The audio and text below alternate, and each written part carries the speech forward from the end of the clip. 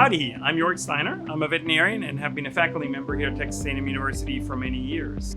It's my great pleasure to be able to introduce Dr. Jody Gookin, who is a Hagler Fellow of the class of 2023. The Hagler Institute for Advanced Study aims to bring external talent to Texas A&M University, and Dr. Gookin is a prime example of such external talent.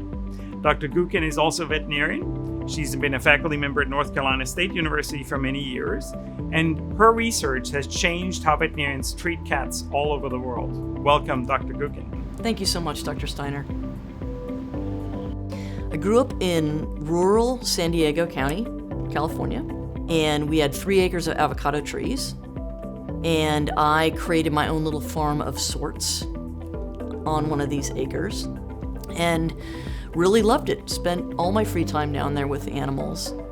And I think it was when I started to come across medical issues with the animals and needing to go to a veterinarian and starting to realize, wow, you can not only really like being around them, but you can actually provide comfort and care to them and fix them.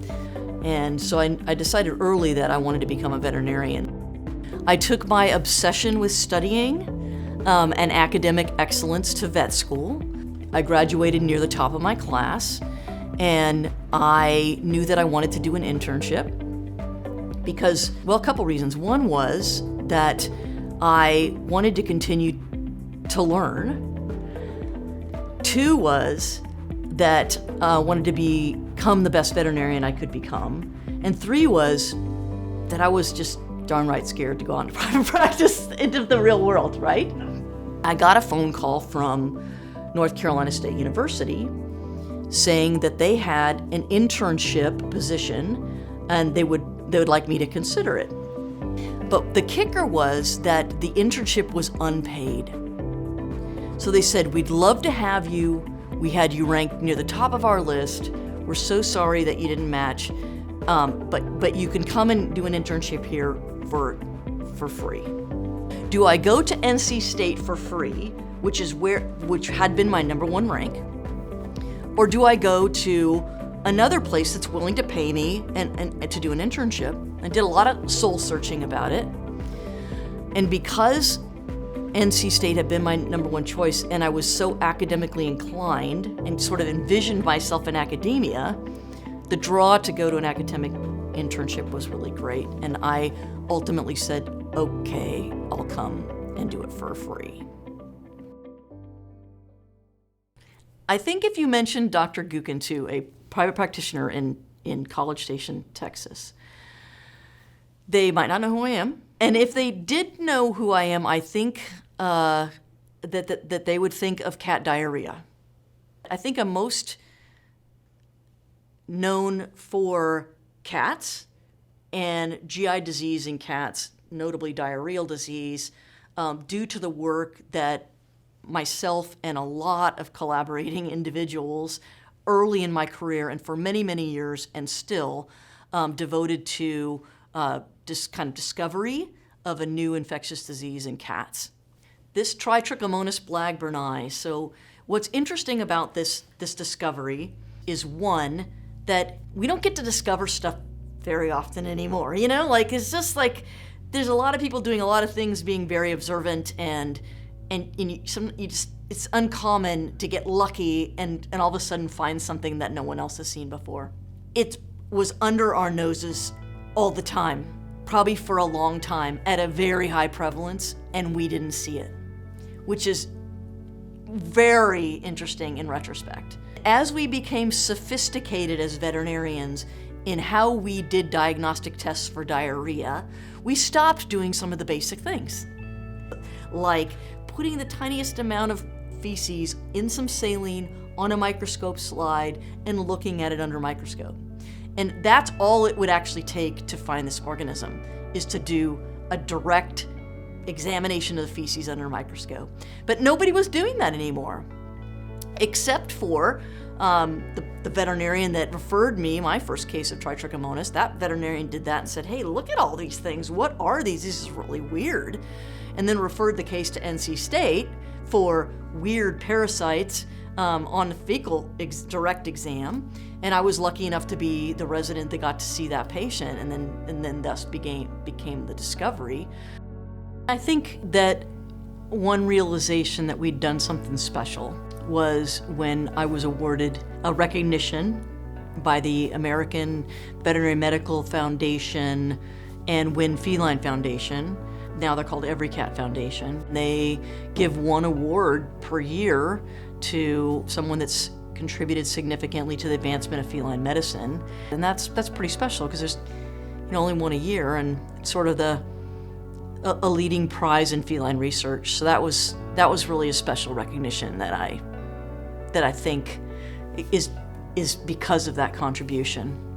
I don't think of the recognition that much. I mean, right now I'm overwhelmed by this Hagler Fellowship, where my colleagues think that I am deserving of such a recognition as this Hagler Fellowship. But what it is more than anything else is the rewarding thing of saying that in my lifetime I was able to take a little something from one case in that I saw as a resident that now every veterinarian learns in vet school and looks for in cats with diarrhea and can diagnose and has a treatment for. Getting to spend time with the students in the form of a presentation where I told my story about discovery of Tritrichomonas blagburni has been probably my most favorite part of the fellowship so far. I think that a big passion of mine, probably one of the most important passions, is to inspire in other growing veterinarians a passion for or interest in doing research, sort of the path that I've taken. And the point of that talk that I gave was I told the story of how we've done our research with this Tritrichomonas blagburni, and in trying to tell that story, I demystified all the assumptions that would have been made along the way, like that I was somehow brilliant or somehow had special training in order to do what I did, or needed extraordinary amounts of money or resources, and none of that was true. It was simply a burning question and a curiosity and a stubbornness that I hope every student in the audience realizes that they have within themselves as well. Anyone can do it, and that was my goal. It's hard to talk about myself as a mentor because I've never been mentored by me. So, I don't know that if I'm a great mentor or not. I hope so. But I think part of mentorship is to be able to provide your mentees with what they need to be successful. And also try to see what it is that person needs from you, I think is really important to mentorship, and particularly for mentorship of clinician scientists in veterinary medicine. All the students are sort of different in what they dream of being in the future, and it's setting them up for success and the tools they need to be that person. I don't think it's that uncommon for, maybe if you could call me and some others that are similar to me overachievers, to not stop and celebrate your wins enough. Always looking at, I finished this, and not celebrating this, but looking at what needs to be done next, and the next thing to surmount. And then when you get there, not taking the time to say, hey, I really accomplished something that really feels good, and kind of absorbing that. I think this would be something to kind of pop the cork on and to celebrate, because it's just not that often when your colleagues recognize your work in a manner that leads to something like this fellowship, and what a prestigious thing this is for me and for the university, and what an incredible opportunity it is. I still have to convince myself that they didn't make a mistake and that I'm supposed to be here. But it is incredible opportunity.